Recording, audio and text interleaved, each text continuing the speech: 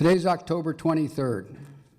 36 years ago today, the Marine barracks in Beirut was bombed. It was a Sunday morning. I woke up, I was a major at headquarters Marine Corps. It was a drizzly, rainy day, and I picked up the Washington Post, and I looked in the lower right-hand corner, and there was a small article saying, "A Marine barracks was bombed. There are probably casualties." That's all we knew at about 0900 Sunday morning, the 23rd. Went to church, came back, soon got a call that we were having an emergency session to start working casualties, and we were start working on what the resources were going to be to reconstitute the force. 243 Marines perished that day, sailors and soldiers as well as Marines, when that barracks collapsed. It was a grim day in Camp Lejeune, North Carolina, because as the casualty names rolled in, anxious families were waiting. How's my son? How's my husband? How's my brother? How's my dad? And it took a long time to sort it all out. That was part of the bad news story that was going on. 2 days later, I was driving to work. It was a Tuesday morning, and I'm just about at headquarters Marine Corps by the Sheraton Hotel, getting off the freeway, and WTOP had a news flash. The Marines have just conducted an invasion of a Caribbean island. Holy cow, I didn't know anything about that. That was striking news on top of what we had just gone through. The ground combat element commander of that operation was Major General, at that time a lieutenant colonel by the name of Ray Smith, a combat veteran, a well-decorated combat veteran. You can read about him in your biography. And I think if we could have handpicked an individual to have been leading that operation, it would have been Lieutenant Colonel Ray Smith at the time. Tonight's presentation is going to be moderated by Colonel Brendan Kearney, to my left. He'll be the moderator, and he'll be taking care of the questions. Brendan, a native San Franciscan, 30-year Marine, has been with us. He's our director of the Living Memorial. And I'm going to turn the rest of it over so you hear the rest of the story from now Major General, my friend and a genuine American hero, Ray Smith.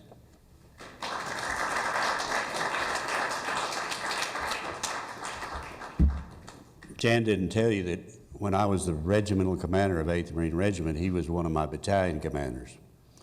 He told me I had 30 minutes. He took 20 of them. Nothing has changed.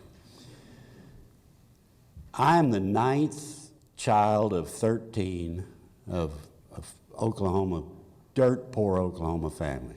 There's 13 kids and lived in a 2-bedroom house without plumbing. My dad was a huge St. Louis Cardinals baseball fan, and we listened. Of course, we didn't have television, but we had radio. We listened to Cardinals games all the time when he was home. And when I was young, Dizzy Dean was no longer the great pitcher for the St. Louis Cardinals. He had retired. He was the commentator on the radio, the color commentator on the radio.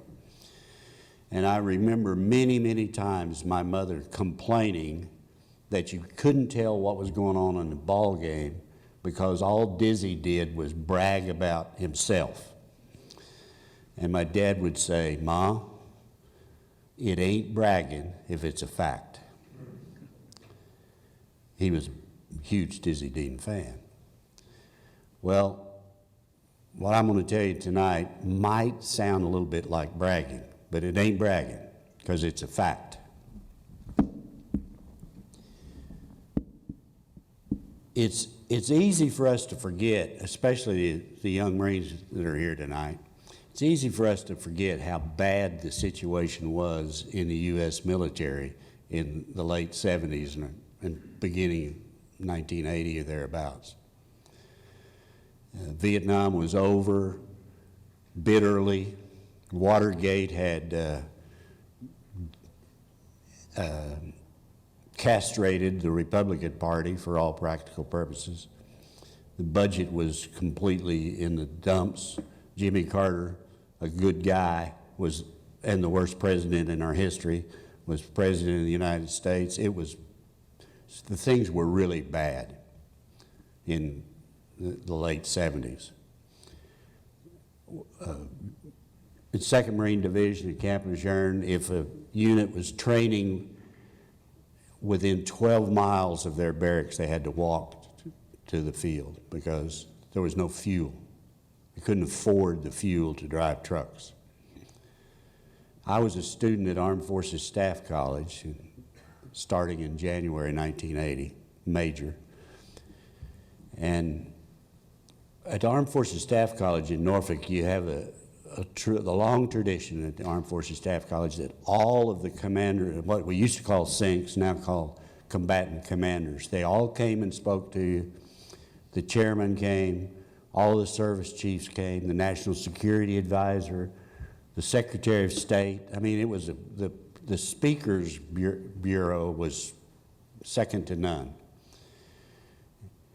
We were it was a 6-month school.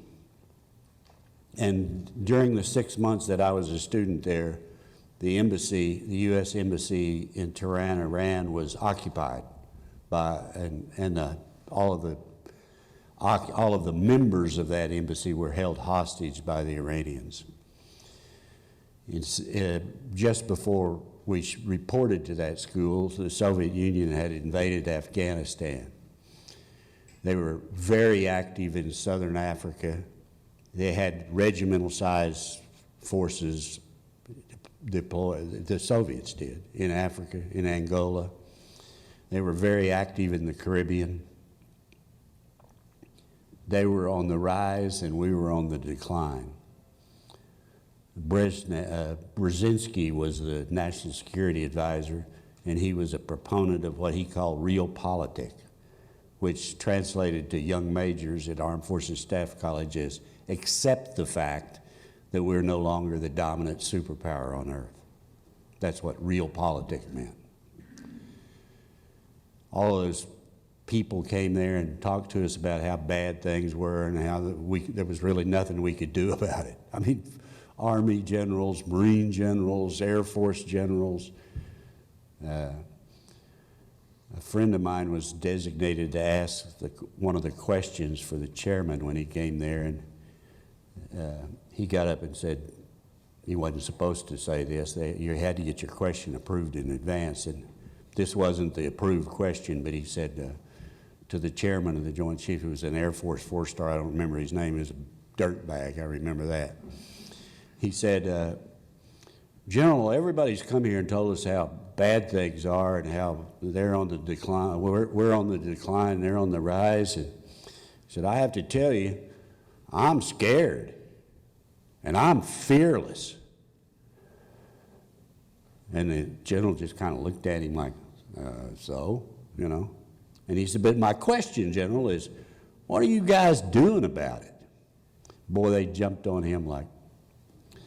So my point of this whole long story is to try to set the scene of things were bad. Desert Storm, right after I left there, we tried to recover the hostages in the embassy. Desert One, some of you will remember it, it was a disaster. Nothing was going our way, nothing. So we started committing forces from 2nd Marine Division to Beirut in the summer of '80. And we initially went in there in the summer of '81, I should say. We initially went in there for the purpose of intervening between the Israelis to serve as a barrier between the Israeli forces who had invaded Lebanon and were in the outskirts of Beirut and the PLO. And we actually conducted a MU, we called them MAUs then, a MAU from Camp Lejeune conducted a non-combatant evacuation operation to evacuate the PLO fighters from Beirut and move them to Syria. Several thousand of them. And then to form a barrier between the Israeli forces and the Lebanese forces in Beirut. That was our initial reason for going in. And after we evacuated the PLO, including Yasser Arafat, on American ships, U.S. Navy ships, this is all forgotten, I think. We then pulled back out of there, and soon after we pulled out, like days after we pulled out, somebody went into the PLO camps, refugee camps. We only evacuated their fighters. Their wives and children and whatnot were left in the camps in southern Beirut. And somebody went in there and slaughtered a bunch of their families. And we, along with the French and British, went back into Beirut to assist as necessary in the civil war. So on the 20th of October, 1983, I was commanding Battalion Landing Team 28, and we deployed, we left aboard ships, Navy ships, headed on the 20th, headed for Lebanon to relieve the unit that was in Lebanon at BLT-18. And we were supposed to do a small cross-training operation with the Spanish as we passed through Gibraltar, and then go on to relieve them on the 15th of November, or the 10th of November. We were scheduled to relieve 18 on the 10th of November. 24 hours after we left Morehead City, North Carolina on Navy ships, the Commodore got a message from Sinkland directing him to divert from his current course and to make full speed for a point in the ocean in the Caribbean, in the southern Caribbean, near what turned out to be Grenada. The same message that directed us to go down there also directed that with the entire squadron go into total emissions control. What that means is no antenna could turn, no transmission could be made from any of those ships. So we were completely unable to communicate with the world. We could receive, because that's a passive thing. So they could send us messages, but we couldn't send a message back saying, where the hell is Grenada? Why are we, you know? We were mounted out to go to the Mediterranean. And when a Marine Expeditionary Unit goes aboard a Navy ship going to a particular area, they include in your pack-outs, you include a large contingent of maps and information and material for the area you're supposed to be going to. So our pack-out was all for the Mediterranean. We didn't have any maps of the Caribbean. To the best of my knowledge, there were 2 people in the entire Fibron, Navy and Marine Corps group, that had ever heard of Grenada. That was me and the squadron chief of staff officer, who was a commander, Navy commander, who was an amphib sailor his whole career, and also a recreational sailor. And he had sailed in a sailboat around Grenada a couple of times in his life and was relatively familiar with the area. The Marine Corps in its infinite wisdom had sent me back to Oklahoma State University the year before I went to amphibious Armed Forces Staff College, to complete my degree. And my faculty advisor there, my major was Asian Studies, but my faculty advisor was an East European expert, PhD, and who I think might have worked for the company in the summers, because he spent a lot of time behind the Iron Curtain when very few Americans did. And he told me about Grenada. He and I were having a conversation one time about, I don't remember what about, to be honest, and I was explaining to him that I saw my purpose in life was to kill all the communists before I died. And he said, well, you know, they have recently expanded their operations in the Caribbean and have literally taken over a little island called Grenada, which I had not heard of. But I studied on it on my own. And in fact, while I was at Armed Forces Staff College, it was an ungraded school, but you did have to do stuff. And I was assigned a requirement to write a study.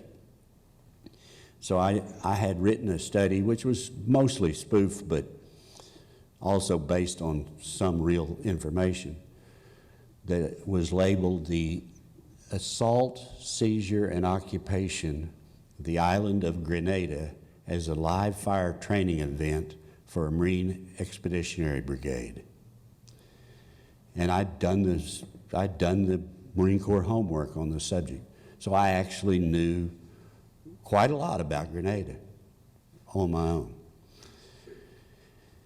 So when we got this divert order, again now, times are bad, and nobody's done anything except the Beirut thing for a long time. Nobody in the U.S. military, I mean. And really nobody except me believed that we were actually going to do anything.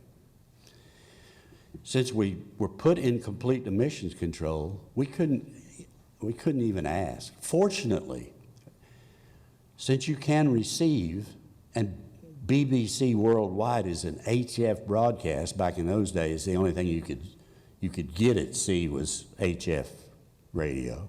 So we could listen to BBC, and we got most of our intel for the landing of Grenada and what was happening and why we were being diverted down there from BBC.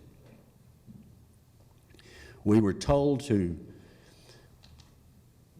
divert our path slightly so we could get into range of Roosevelt Roads in Puerto Rico to send our helicopters to Rosie Roads to pick up a Joint Task Force staff. And when they returned to the Guam, the USS Guam, which was the flagship, they had with them a small group, 10 officers and a couple of radio operators from the 2nd Fleet staff, a vice admiral who was the fleet commander, 2nd Fleet commander, named Metcalf, and his little staff, all Navy, except he had a Marine officer, one Marine officer assigned. Otherwise, it was the Joint Task Force command element was 100% Navy.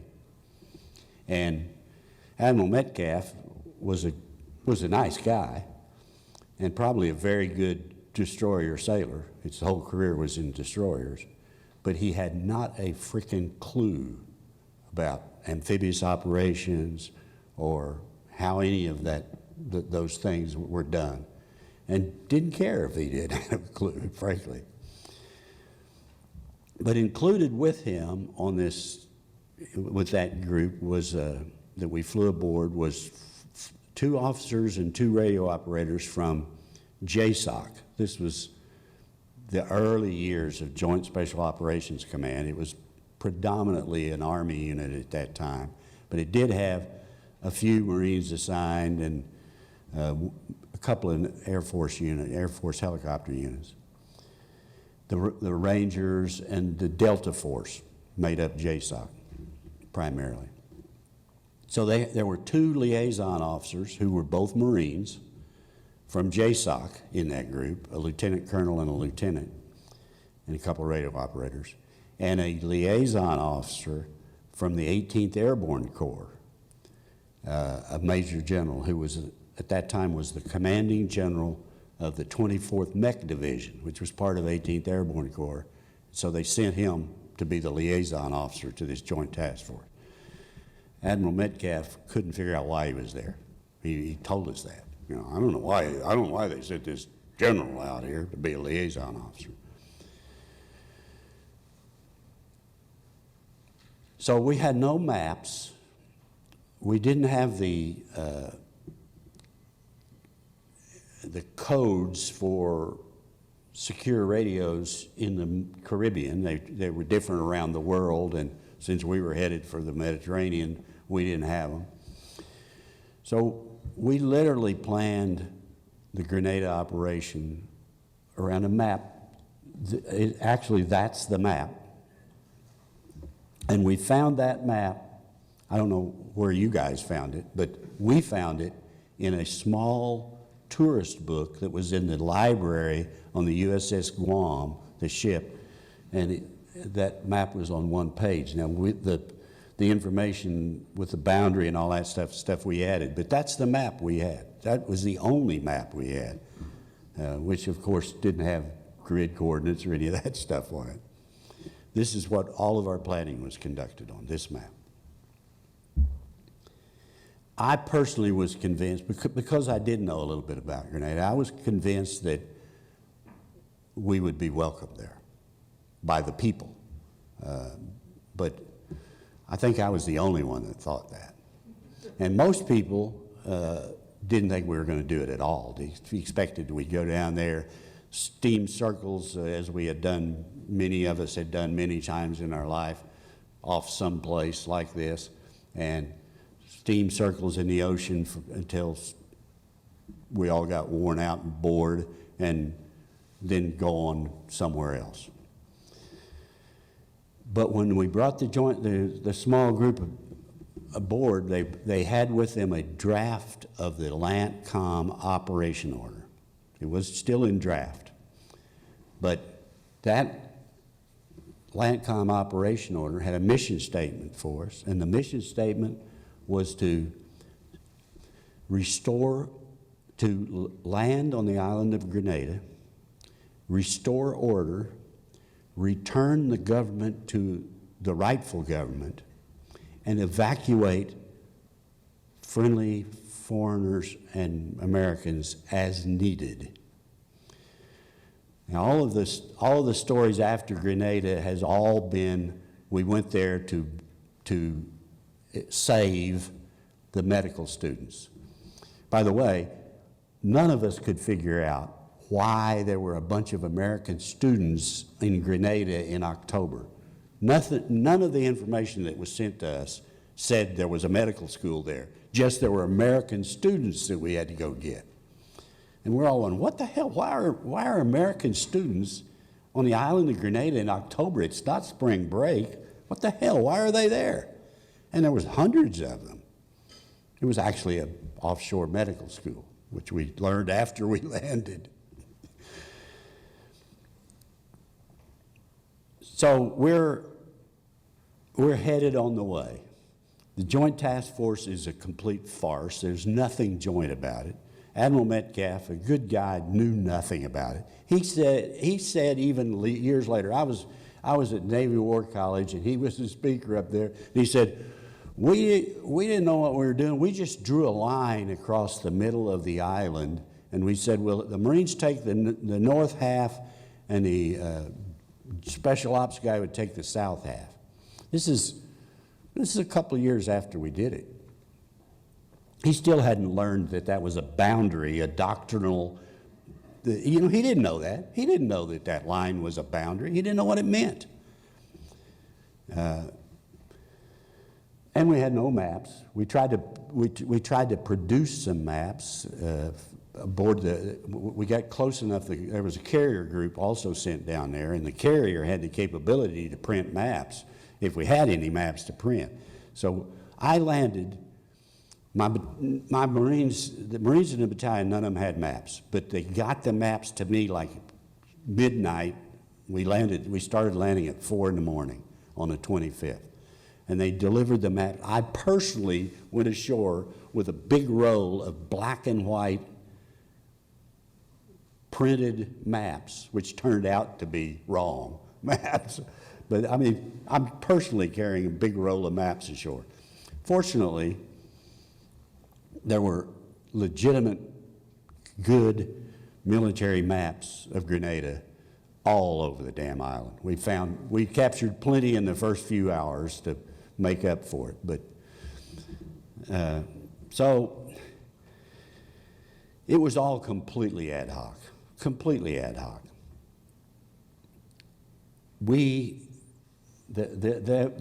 As you see on the map there, that was the initial boundary. We were supposed to land at pre-dawn, 0400, but the joint guys, who we really knew nothing about, the joint guys were going to do something earlier than us, and we were not supposed to have anybody ashore before 0400. And so we started landing aimed at Pearl's Airfield by helicopter. Pearl's Airfield is up on the up in the northern corner, northeast corner. There's a red dot. Yeah, there you go.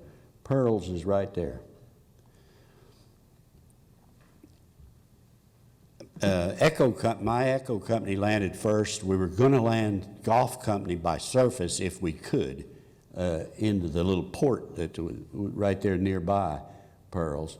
The Commander Butler, the sailor who had sailed around the island, said, I really doubt if we can land there, but we can try it. And the SEALs, our own internal SEAL team, went ashore, swam ashore before we got there and said, nah, you can't land in there. So we landed Echo Company at 0400. I went in right behind Echo Company. When I got into the LZ, the Echo Company XO was there, and he had a local guy with him, a mid-40s kind of guy. They speak English in Grenada, by the way.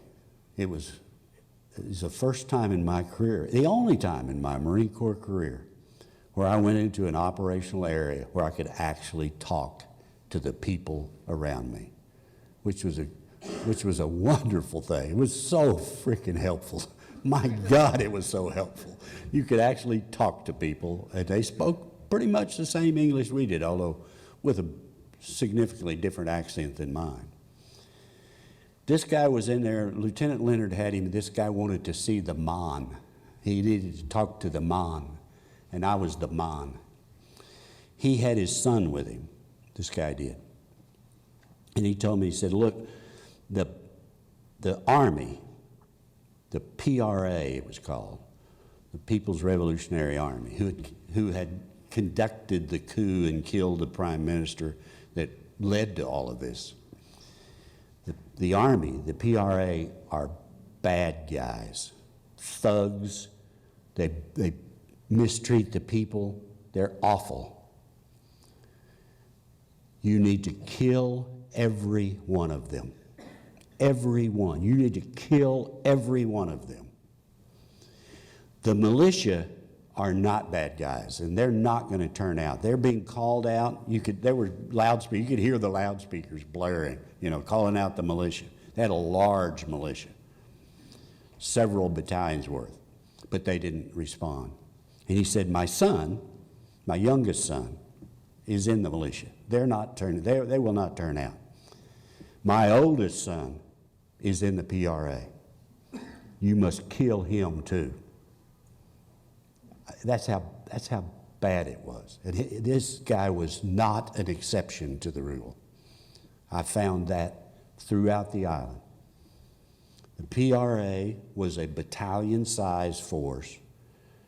General Hudson Austin was the battalion commander, also the Minister of Defense and everything else, and the leader of the coup. The militia did not turn out, and none of them did. And in fact, many of the militia members in the next few days were of great help to us in identifying who was who and sorting through the good guys from the bad guys.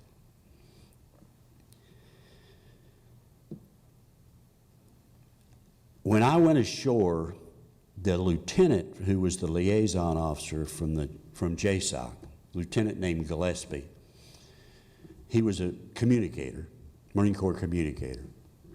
He went with me. The senior liaison officer from JSOC was Lieutenant Colonel Digger Odell. Some of us who are contemporaries remember Digger. I knew Digger quite well. And so Digger was obviously very helpful in making me understand what was happening with the Joint Task Force, what little I did understand. So Gillespie went with me, and Gillespie had in his possession a small radio, which I had never heard of, the Marine Corps didn't have. There was a SATCOM radio. We didn't have those in the Marine Corps yet. And Gillespie was carrying this small radio, had a little fold out, looked almost like a dish antenna that he held in his hand and pointed it at the satellite. And we really weren't supposed to have it. Or at least neither Gillespie or I thought we were supposed to have it, so we were just monitoring on that. We weren't transmitting on it because we kind of had stolen it from the Joint Task Force. And there was somebody airborne, a big guy. His call sign was, you knew he was some kind of big guy from his call sign. It was Thunder. I don't remember what it was, but I remember thinking, I bet that's a general officer, I think. He's on the radio. And he's transmitting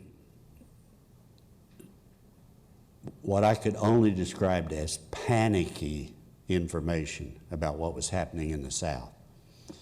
He said things that morning, early in the morning, and it turned out that net that I was listening to was also terminated in the White House Military Situation Room, terminated in the Pentagon.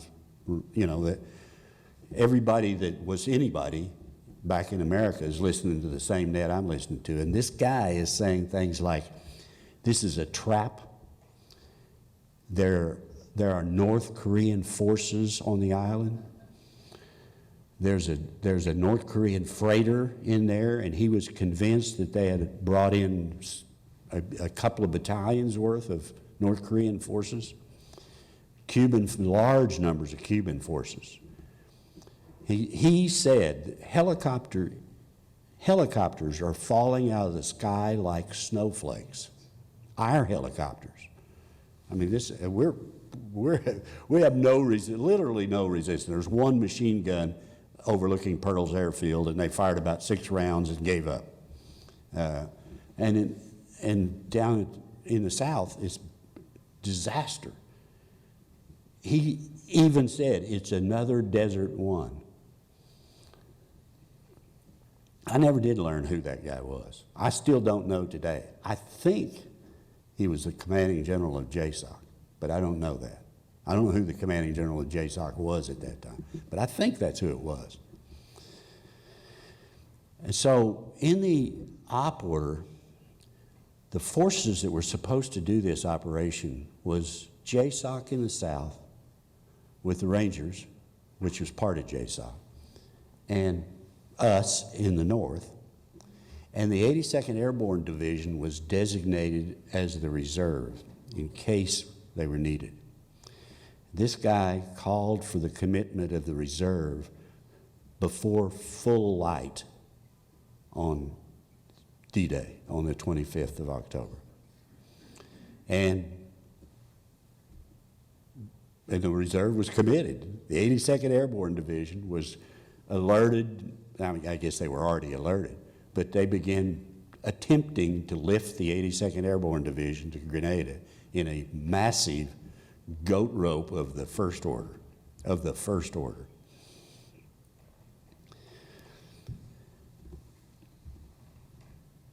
Part of the disaster in the South that we were hearing about drifting into us was that there was a SEAL team that was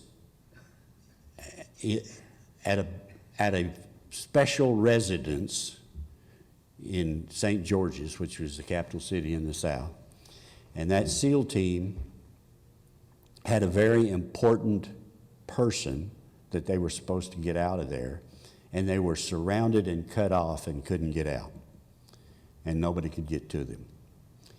And so we were directed, I was directed through the MAU commander by the JTF to change our plan, and instead of landing our second and third companies, the first company was ashore here, the second was supposed to come ashore, and then the third was going to come ashore by helicopter as and where I might need them.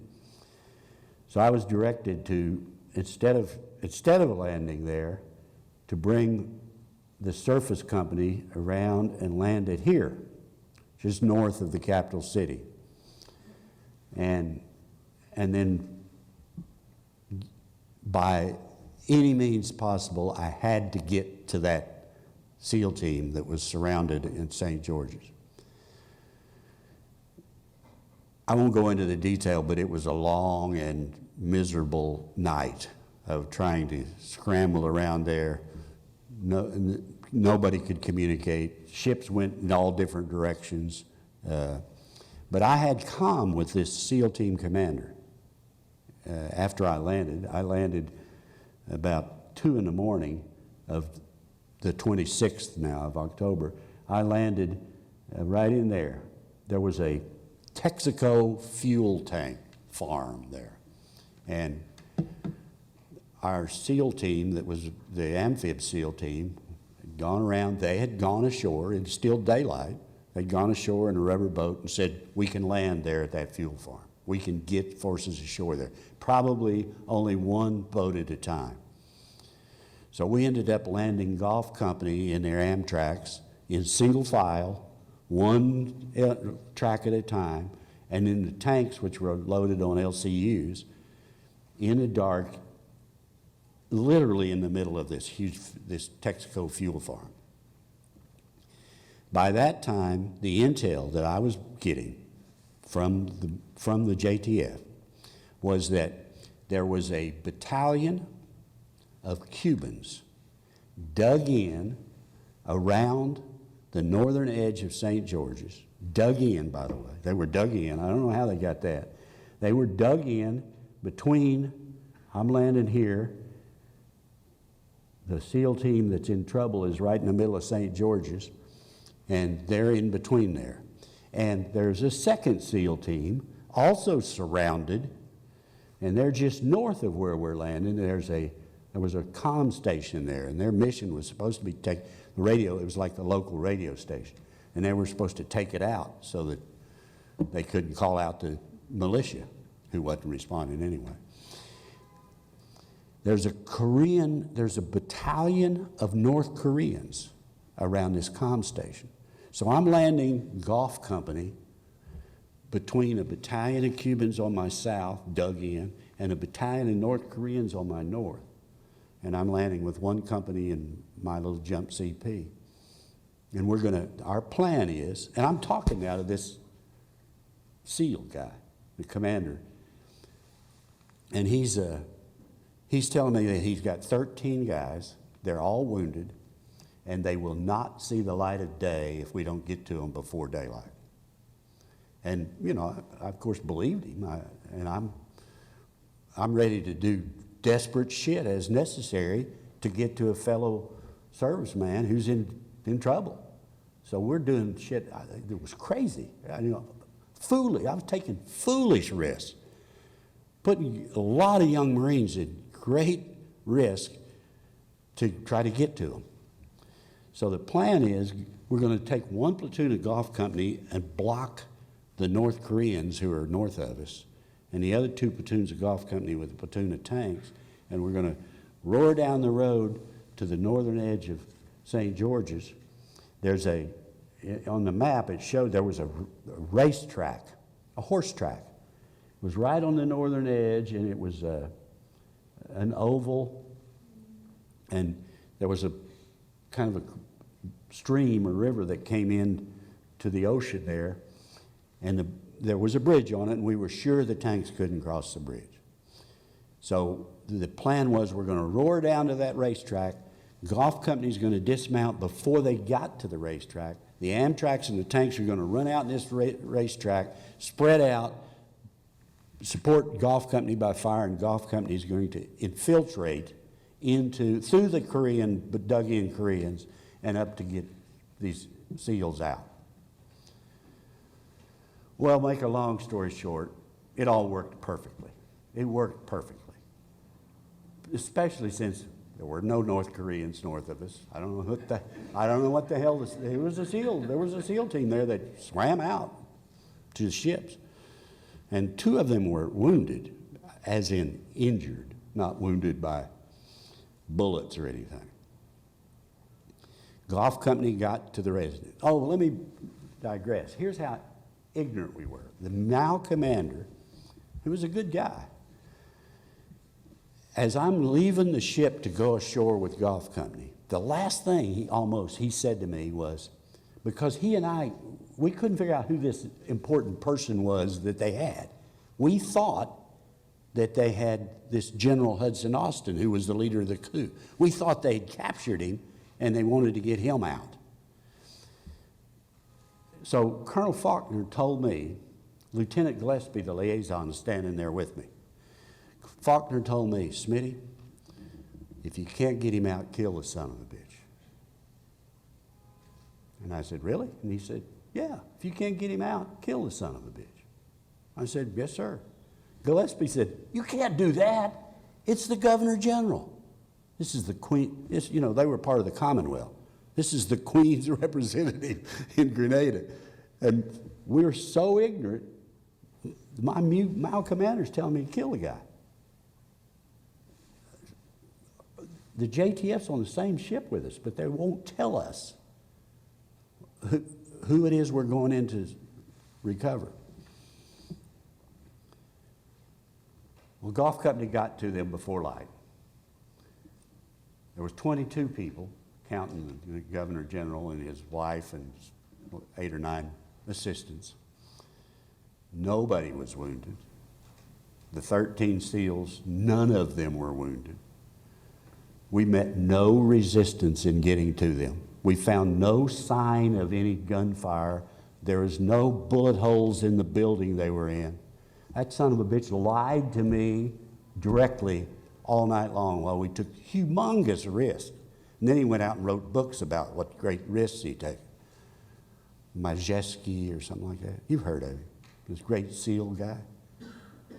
Mazursky, I can't remember his name. Just lied.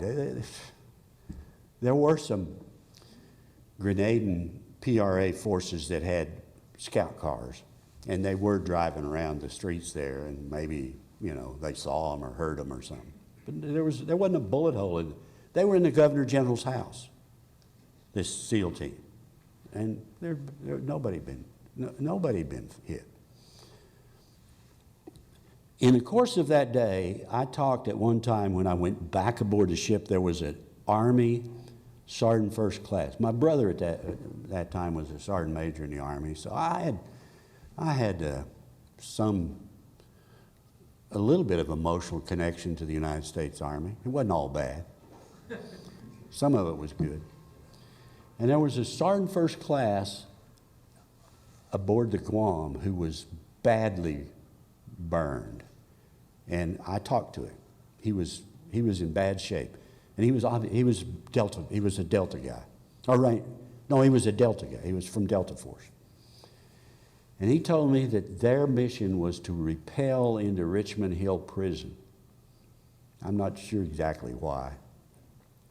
And that when they went in and started repelling, they were inside the walls of the prison, and gunfire from the top of the walls shot them down, and the helicopter, he went down with the helicopter and was badly burned.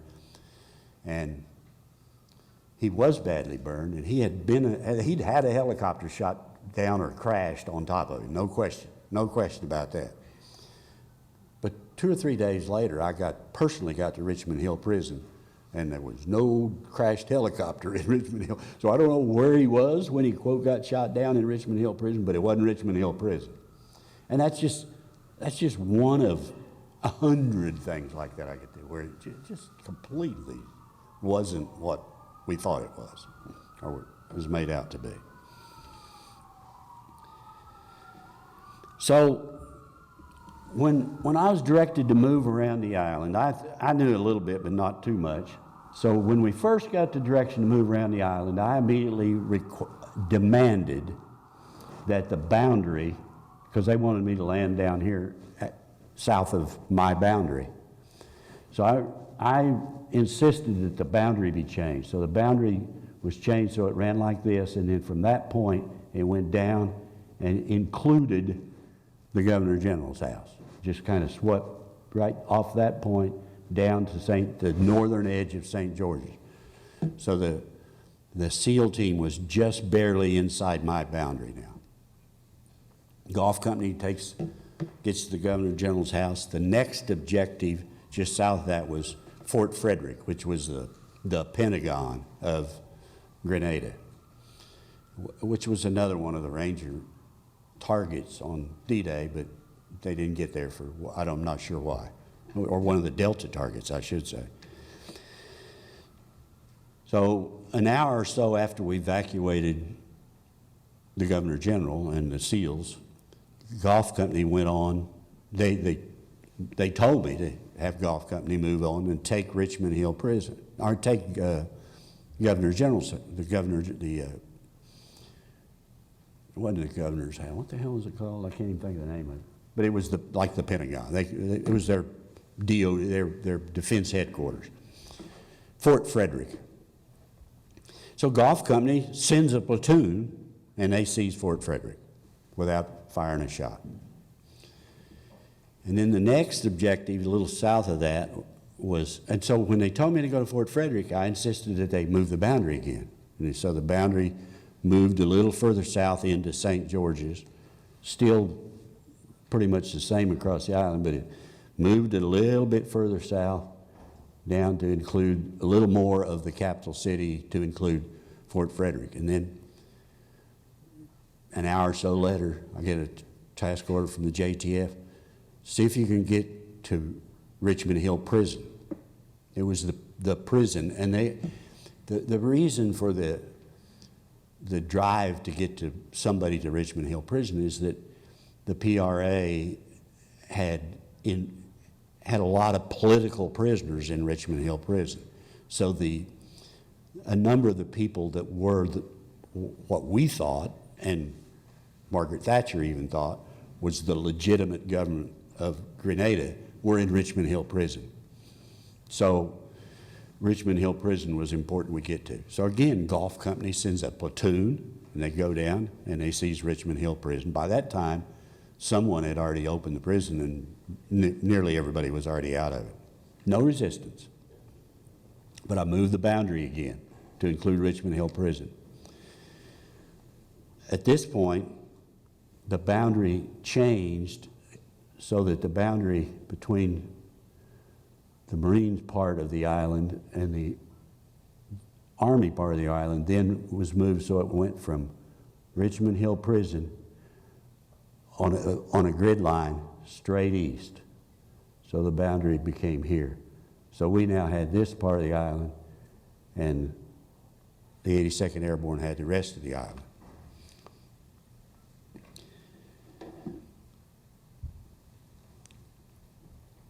About the time we got the Governor General and the SEALs, they brought them back down. I'm down there at the racetrack. Personally, I'm at the racetrack, and I've set up my headquarters there, right outside the racetrack. And there was a fairly substantial lumber yard right outside the racetrack. It had a fence around it, and it was a lumber yard. And we were kind of using that lumber yard as our headquarters. And I noticed 2 or 3 times a young guy that was kind of like hanging around. There's people all over the place, There was a young guy who had on what in my mind at the time was an African stocking cap. You know, it was green and black and red and yellow stripes. It was, I associated with Africa. I don't even know why, but he had on this stocking cap pulled down over his ears, and he kept hanging around. When we brought the Governor General out, this kid, comes up to me with one of my corporals. He said, he wants to talk to you. And he had with him a large woman. She was a very large woman. And she was known locally as Big Mama. Big Mama was the unofficial mayor of that area. I mean, she was the real mof in charge.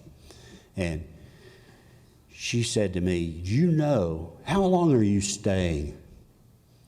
And of course, I had no idea what the real answer to that question was. But I said, well, I assume we're going to stay until the government is restored, the official government is restored. That's what we're here for. And so we'll stay as long as we need to do that. She said, you're not just going to get the students out and leave? I said, oh, no, ma'am, we will not. She said, are you sure? And of course, I really wasn't sure. But I said, yeah, we'll stay until order is restored and the government is restored. She said, well, you know, these thugs that has been running this country for the last couple of years, have all taken their uniforms off. And they're walking around out here right now, and they think you will leave, and then they'll just come back into power, and we'll all pay for it. You know that? I said, no, I don't know that. She said, well, they are. They're walking right through we were not messing with the people. They're walking right through your positions. And I said, well, if you could get somebody to identify them for us, we'll take them into custody. And she said, well, we can't. Biko, this was the kid with the cap, Biko and his guys will do that for you. Biko Renwick was a 19-year-old member of the militia. He was a very smart kid, very bright, very outgoing. And he said, you know, his militia assignment was at Fort Frederick. And he knew who was who and et cetera. And he said, I have a number of good friends that you can count on that if you will promise you'll grab them when we identify them, we'll identify these people for you and you can capture them. And he came back. I said, go get your friends and come back and report to me and we'll get it set up. So he comes back a little while later with about 4 guys. One of them was a little bit old. Biko was like 19, and this guy, one guy's name was Keith Carter. Keith was he was like mid-20s, kind of a stud bolt, and he had been the Grenadan welterweight boxer on the Grenadan Olympic team, and also the same Olympics, he was the captain of the Grenadan soccer team. So everybody knew Keith. His mother owned and ran the best restaurant in St. George's. So everybody knew Keith Carter, and he was a sharp guy. And him and Biko gathered the friends together and started identifying people. The very first one they identified, Biko comes running up to me. He says, that guy, get him. He's in a car. The guy's driving a car. He's driving through our position, but he had stopped. He had a crate of oranges, a couple of crates. The trunk of his car was full of oranges. And he had stopped and was giving oranges to my troops. And then was pulling on through our position, was going to go north up the highway. And that's when Biko fingered him. And we grabbed him. It was a major named Gahagan, who was the People's Revolutionary Army operations officer and the number 2 guy in the coup. And he was pretty hostile. He was, you know, he had been the defense attaché. He'd been the defense attaché in Havana, the Grenada defense attaché in Havana. A devout communist, he's told me that himself. And he immediately started quoting rules of war and crap like that to me about how I had to separate him from the enlisted people and I couldn't hold him, et cetera, et cetera. So we put the enlisted that were gathering into the lumber yard. It was fenced, and I made him lay in a ditch beside me, and it was a muddy ditch. I said, you're separated now from the enlisted, swine, and you could lay in this ditch. Well, he was very hostile for a while, and then we put him in. He allowed us out. Maybe it'd be all right if I put him with the rest of them. So we put him inside, and then as the day progressed, this is all on the second morning, the 26th of October.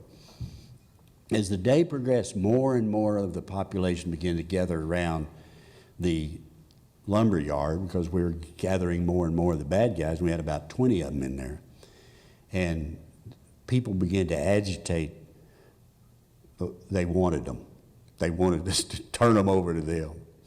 And so I went and talked to Major Hagan again, and I told him, I said, you know, I've been thinking it over, what you told me about we have no right to hold you, and I think maybe you're right. So I'm going to release you. He said, you can't do that. I said, what do you mean I can't do that? You told me I had to. He said, you know they'll grab me the second you let me out of here, and I'll be torn to pieces. I said, well, I don't know whether you will or not, but I'm going to let you out of here. Well, long story short, he became extremely cooperative.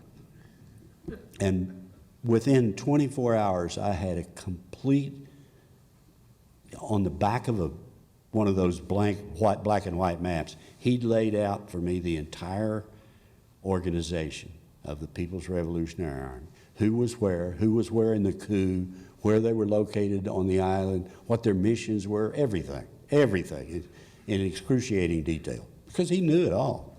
And so I was the best informed guy in America at this point, and was having some serious difficulties communicating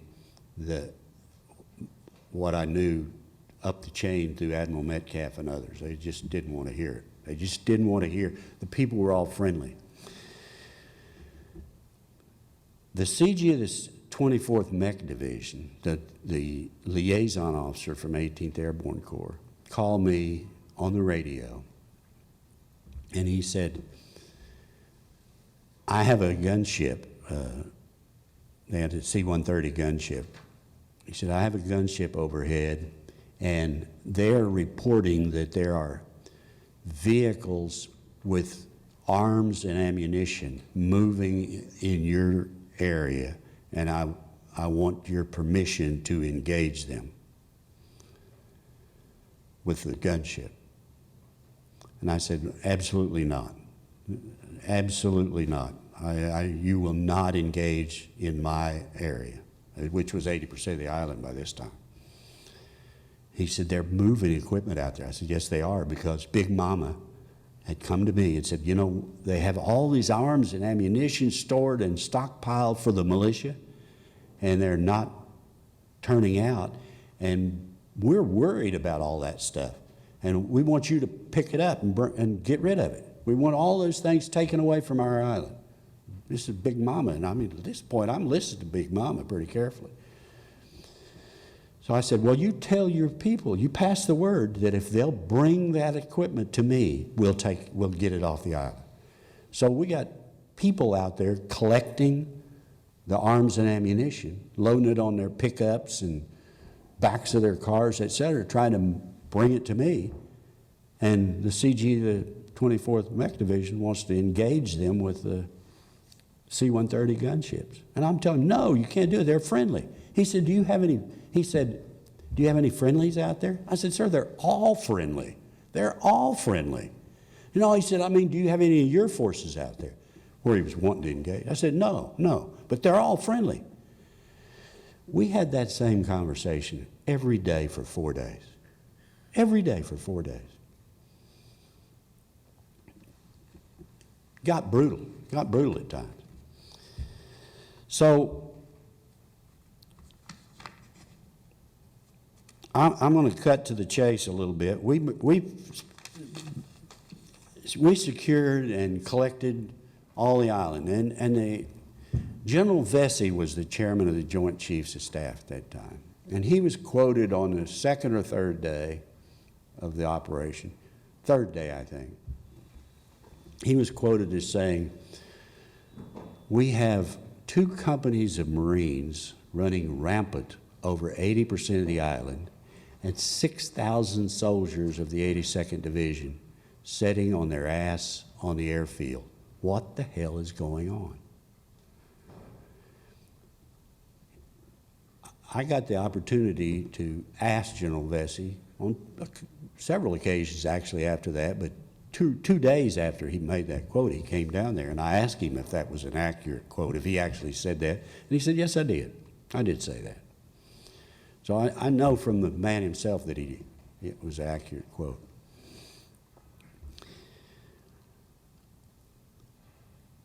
Starting at the day that I just recounted to you, starting that evening at 5 o'clock, back aboard the ship, Admiral Metcalf directed that he wanted to have a daily meeting with his ground commanders at 5 o'clock.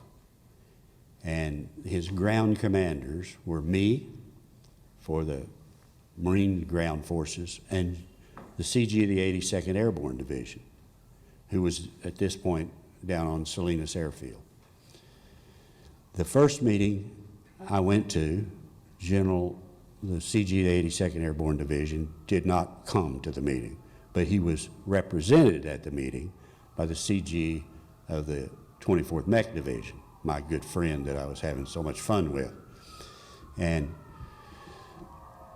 then the second day we had this meeting, General Trubaugh, who was the CG 82nd, did come to the meeting, and we were supposed to tell Admiral Metcalf what our plans were for the next 24 hours. But this is now day 3, and I told him our plans was to continue to collect up these bad guys, and they were really some bad guys. They did some bad shit to people. I could go into detail, but we don't have time. And I said, we're going to continue to collect these people up, and I'm going to send, by that time I had moved a second of my companies around to that side. I said, I'm going to send Fox Company up the west side of the island to make sure it's all clear up there, because there were still these reports about the North Koreans up there at the radio station that was bothering Admiral Metcalf and others. Nobody had been there to ensure that the North Koreans were gone. And I said, I'm going to send Fox Company up the west coast. And he said, well, what are you going to do tomorrow, General? General Trubaugh said, tomorrow we will commence the attack with 2 brigades abreast to seize Morne-Gillot Ridge. That is a direct quote from a Major General of the United States Army on the 3rd day at Grenada. We will attack to the northwest. They were still on the airfield. We will attack to the northwest from here with 2 brigades abreast to seize Morne-Gillot Ridge. Morne-Gillot Ridge ran from here like this. Across right there is Morne-Gillot Ridge. The highest point on Morne-Gillot Ridge, on the northeast or northwest end of the ridge, the highest point on the ridge was Fort Frederick. The next highest point on the ridge was Richmond Hill Prison.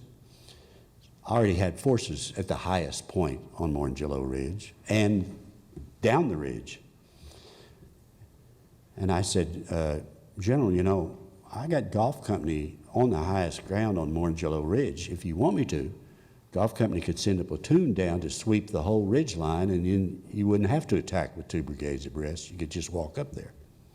He said, I'll take care of my, and Admiral Metcalf hadn't a clue what he was talking about. And I'm thinking, he's got, and he said, I've got my artillery in position, etc. He's getting ready to conduct a conventional attack with the division, 2 brigades abreast, with artillery prep fires, the whole thing. I was stunned. So, and he told me, stay out of my business. You know, when I said, hey, I'm already on Morangelo Ridge. You don't need to go. There's nobody there. No bad guys.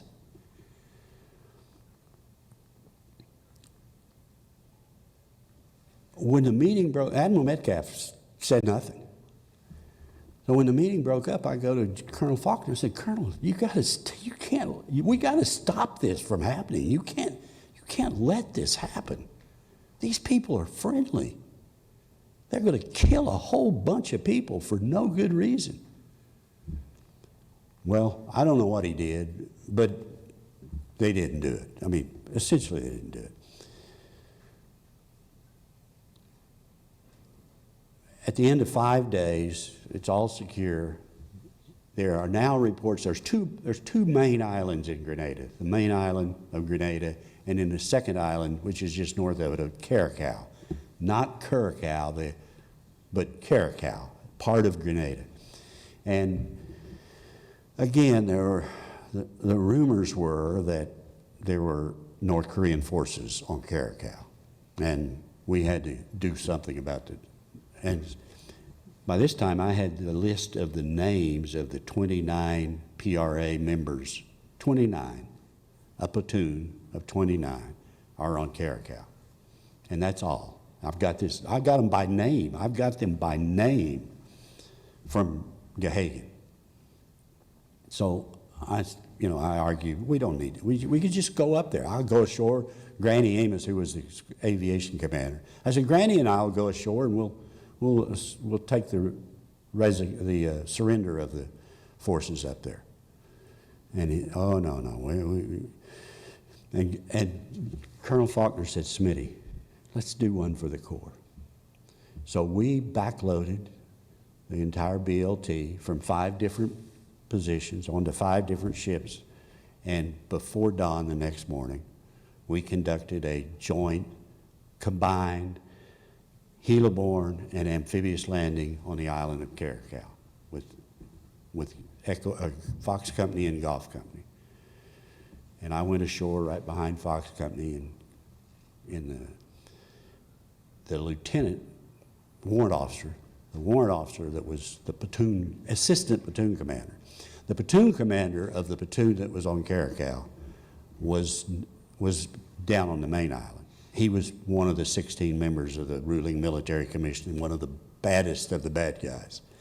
But he'd come down to the main island to be part of the ruling military commission, so his assistant platoon commander was in charge of his platoon on Curacao, and he had them all but one in a formation and ready to surrender. He had them in formation when we landed. One guy was drunk and was held up in their barracks and was shooting at everybody, including the warrant officer, his commander. So we had to take him out. We didn't have to kill him, but we had to take him out. Other than that, there was no resistance on Curacao. And there was a civil servant of some sort, I don't remember what his title was, that was kind of officially the guy in charge at Curacao, before the coup, I mean. And he came to me and surrendered. He had a Soviet pistol, and he surrendered his pistol to me and officially turned over the island of Curacao to me. And I put him back in charge. I said, you stay, we need somebody to be the administrator here. So I put him back in charge. And within 2 or 3 hours, I had people come to me, a number of people, including the daughter of the Governor General, who happened to live in Curacao, say, hey, that guy's one of the bad guys that you just put back in charge. You need to unput him in charge. So I called him back and fired him and put her in charge.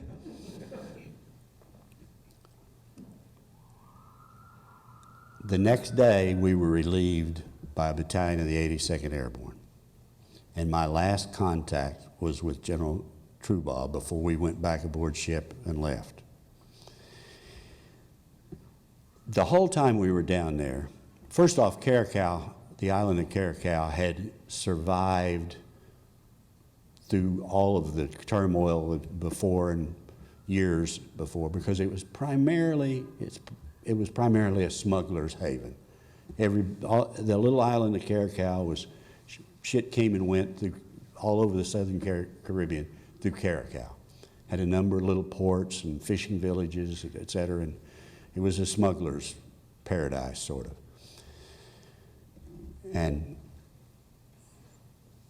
all the time we were in Grenada, the press, the world press from everywhere was trying to get down there. But, you know, it was hard to get to Grenada. And the only way you could get there was by boat, because we occupied the airfields and Admiral Metcalf didn't want any press, so they couldn't fly in there. He had them all held. Most of them were in Barbados, which was the closest place to them, and they're held up there. So there were all these reports of boats going in and out of, before we went to Curacao, there were all these reports of boats going in and out at night at Curacao. And Admiral Metcalf and the CG of the 24th Division, who by that time Admiral Metcalf had designated as the deputy commander of the operation, were very concerned about these boats coming in the night. Didn't know who it was. Could be bad guys, you know, Cubans, etc. Well, it was mostly, well, two things: smugglers, but a lot of it was media, because the media were renting boats in Barbados and attempting to get to Grenada and Curacao to report on what was happening. So I'm turning over Curacao to a battalion commander of the 82nd, and General Trubaugh is there for the turnover. And he's, after I talked to the battalion commander, told him what I knew and who was where, etc., General Trubaugh said to him, the battalion commander, I didn't even get his name, he was lieutenant colonel. He said, I want you to put stingrays out on all these points where these boats are coming in. And if they try to get into this island, you fire them up. You fire them up. I said, General, the boats that are coming into this island are mostly the international media. You don't want to be firing them up. My last contact with General Trubaugh, he said, Smith, I've got it from here. And I went back aboard ship, and we made full haste to Beirut, because 2 days before we landed, as General Hooley said, the barracks were bombed, and we had to get over there and replace them. That's a different story. I'm extremely proud of what my Marines did in Grenada. It was, I believe, a big turning point for America.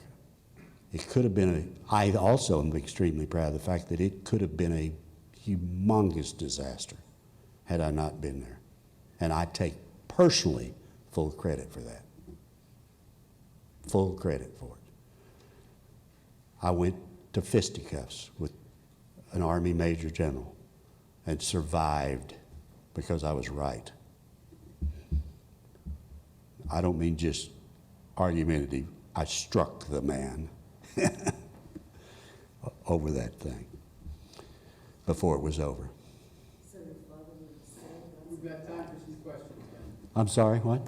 your father would say that's a fact. Yep, just a fact. Yep, not bragging, just a fact. Do we have? I apologize for going so long, but it could have been a lot longer, because I have a lot of deep emotion about what happened down there. General, I know some folks here have got reservations upstairs, but I think probably the one question that encapsulates everything from what you described would be, was there ever at any point subsequent to the operation that there was a real lessons learned conducted where you were allowed, and your subordinates were allowed to describe just exactly what all the shortcomings were and what you had to accomplish in such an extraordinary manner? The short answer to that question is no, there was not. We left there, like I said, we had to make full steam to get to Lebanon.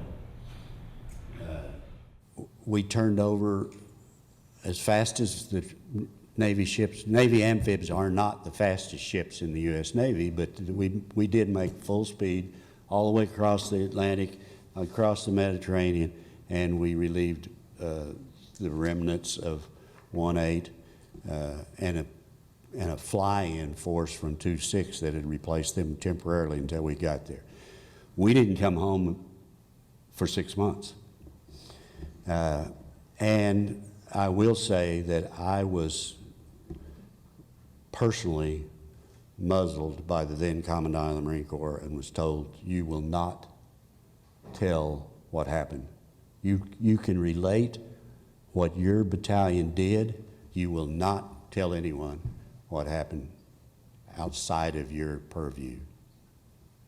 And so it was 6 months later, the history had already been written by the time we got back to the States, and I was not allowed to. And frankly, at the time, it was better that I not tell anybody what really happened. It was better for America that it not be told. And I probably shouldn't even be telling it now, but it's a long time ago, and I need to get it off my chest. Ladies and gentlemen, please join in a round of applause. General, thanks very much. You're welcome.